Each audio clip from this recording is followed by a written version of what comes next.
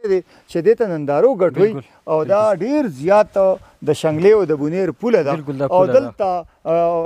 ژوند د هر څه کیدی شي په ژوند کې ممکن غاب صاحب د غزل یو دوه شعر دي چې ستا د یارۍ نه د زړه سره صبرېدی هم نشم ستا د یارۍ نه د زړه سره صبرېدی هم نشم دومره بدرنګه شوم چې خپل مخ ته کتی هم نشم ډېر زبردست مننه او که ستا د عشق په دایره کې اوسېدی هم نشم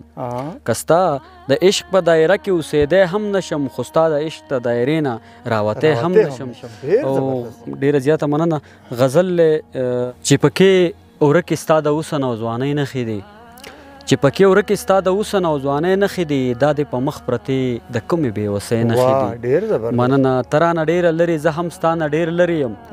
ته رانه ډېره لرې زه هم ستا نه ډېر لرې یم زموږ د دواړو په تندو د جدایۍ نښې دي مننه حجره جومات توره نیزه جرګه او جګه شمله حجره جومات توره نیزه جرګه او جګه شمله زما د پلار نیکه د ننګ او د سیالۍ نښې دي مننه او پردی وطن ورید په غرمو پولې پولې لاسونه پردی وطن ورید په غرمو پولې پولې لاسونه زما غریب دغه یو څو د مزدورۍ نښې دي ډېر زبردست ډېره مننه پښتو ویل پښتو کول پښتو لیکل او لوستل پښتو ویل پښتو کول پښتو لیکل او لوستل پښتونه دغه ګورې ستا د ترقۍ نښې دي ډېر زبردست ډېره مننه او نقیبه ځان سینګارېدو له ستا کتاب ګورم نقیبه ځان سینګارېدو له ستا کتاب ګورم زما په ژوند کې ټولې ستا د شاعرۍ نښې دي ډېر ښه غزل نقیب صاحب ډېر زبردست ډېره زیاته مننه او غاب صاحب آباد اوسې او دا زموږ د ملاقات چې نو یقینا ډېر خوند یې وکړو ما ته هم پته نه وه چې تاسو دلته کې راغلي زه په خپله دې ځای په دغه کې هغه ناڅاپي وایي ناڅاپي هغه زه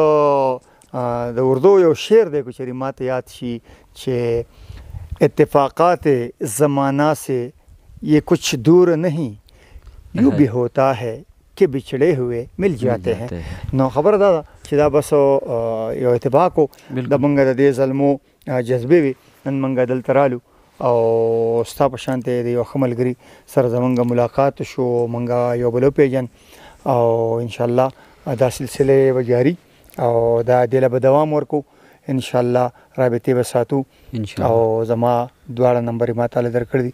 انشاءالله زه به په تمه یم او ملاقاتونه به ډېره زیاته مننه خوشحاله اوسئ زما سره ول نه ځئ ډېر زیاته مننه خوشحاله او دا په یو داسې ځای دی چې دې ته نندارو ګټوي او دا ډېر زیات د شنګلې او د بونیر پوله ده او دلته ژوند د هر څه کیدی شي په ژوند کې ممکن هر څه کیدی شي خو زمونږ عمر تقاضا دا ده چې دا ډېر امکان لري چې بیا دې ځای ته موږ راونه خیږو دا ډېر زیات لرې ځای دی خو د دې زلمو په حوصله په هغې په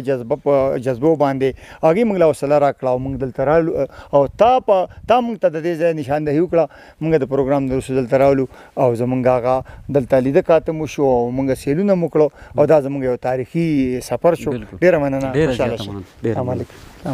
آباد اوسئ موږ جمله وړو مو ته لار کچره اس خبره ده